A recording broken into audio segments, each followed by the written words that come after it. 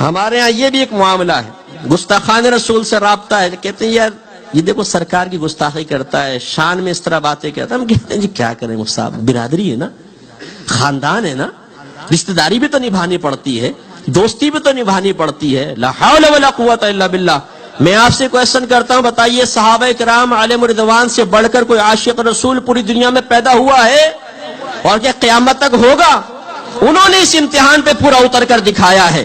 جب میرے آقا نے فرمایا کلمہ پڑھو، اور تمہارے وہ آباء و اجداد جنہوں نے تمہیں غلط عقائد کی تعلیم دی ہے مانو کہ وہ جہنمی ہے، مانو کہ ان کے عقائد غلط ہے، تو صحابہ کرام نے ایک لمحے کے لیے یہ نہیں سوچا یا رسول اللہ وہ کیسے غلط ہو سکتے ہیں، وہ کیسے جہنمی ہو سکتے ہیں، ہم کیسے اپنے برادر و خاندان کی مخالفت مول لیں؟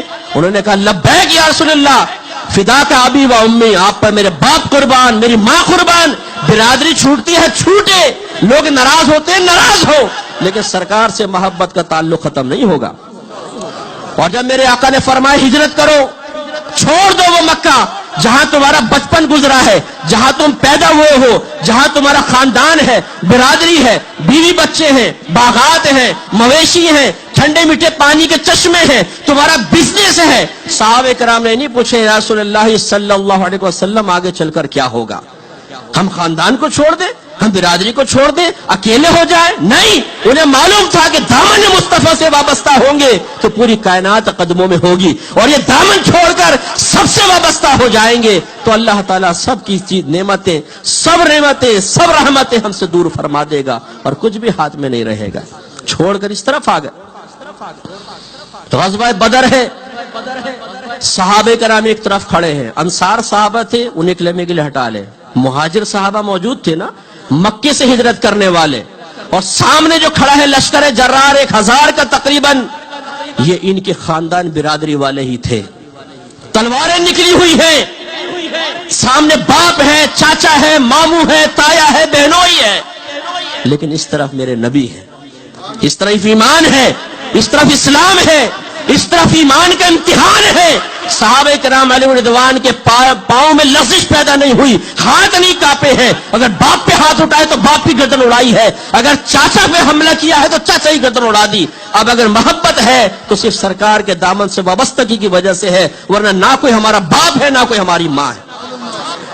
حضرت ابو بکر صدیق رضی اللہ تعالیٰ عنہ کے صاحبزادے حضرت عبد الرحمن بن ابی بکر کہتے ہیں اسلام لانے کے بعد غزوہ بدر میں کفار کی طرف سے آئے تھے.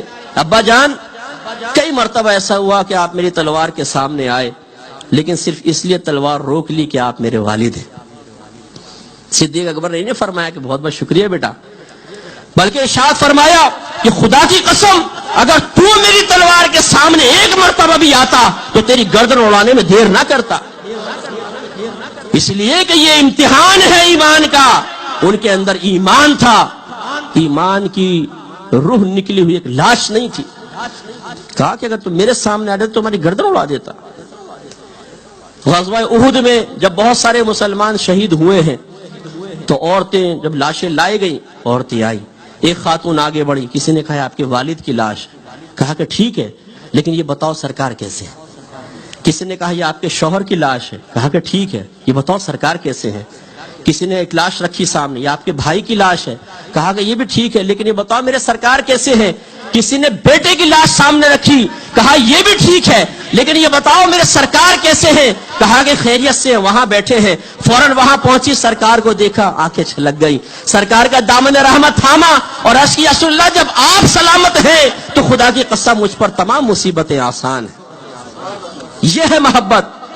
حالانکہ وہ تو بھائی وغیرہ سب مومن ہی تھے نا، لیکن سرکار پر ان کو فوقیت. یہاں مومنوں پر سرکار کی محبت کو فوقیت، ان کی طرف توجہ نہیں، ان کا غم نہیں، سرکار کے سلامت رہنے کی خوشی ہے. اور یہاں صورتحال یہ ہے کہ ایک بد مذہب ہو، ایک گستاخ رسول ہو، ہمارے نبی کی شان میں گستاخی کرنے والا ہو، لیکن ہم پیار سے اس لیے ہاتھ ملائیں کہ نہیں جی دوستی ہے، کیا کریں جی، ماموں ہے، بہنوئی ہے، تایا ہے، پھپھا ہے، اصل رشتہ سرکار کا ہے.